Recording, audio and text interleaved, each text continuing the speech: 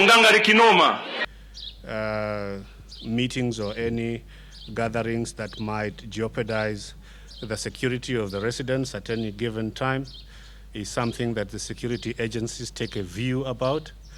And if in fact such a meeting was planned in the face of a meeting addressed by the President, I am quite sure that would be the context in which the matter is addressed. It's very, very clear that Article 37, every Kenyan has a right to demonstrate, to assemble.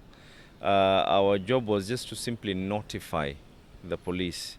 What has happened is that now the police have written, and they've actually used the words that we cannot be able to issue a license. Trying to convene a meeting next to one where the President is speaking.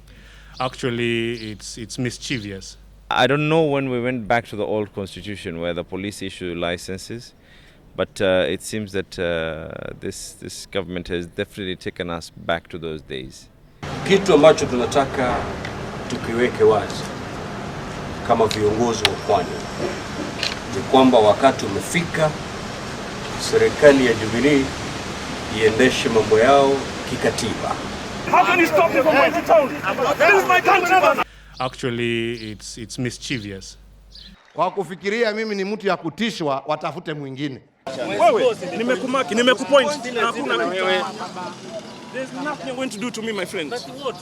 Ya nini kunitisha mimi, unanitisha kwa nani wewe? Office of the Governor of Mombasa is an institution which needs to be respected just the way anybody can respect presidency in this country.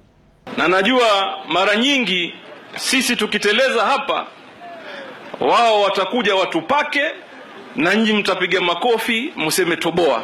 Kweli kuna tofauti ya watu waliokwenda kusoma darasani na wale walienda madukani kununua makaratasi ya certificate.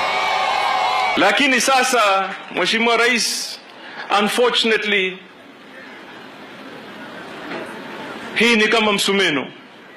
Ikienda ya kata, ikirudi ya kata. Mimi napitisha sheria, ni bunge. Mimi ni kuweka naweka kidole. Alafu mjinga anakuja kusema hapa ati mimi nafanya mambo ya hiyo siwezi. Na msiwe watu ambao mtasikia porojo. Mkisikia mambo ya porojo, sio Uhuru atapotea, ni nyinyi mtapotea. Sisi sio wale ambao wanasema sisi tunakula nyama na nyinyi kazi yenu ni kumeza mate. Kura ni kura na tutakuja kuomba kama wengine. Mtupatie, mkose kutupatia. Kwani mnafikiria dunia itaisha?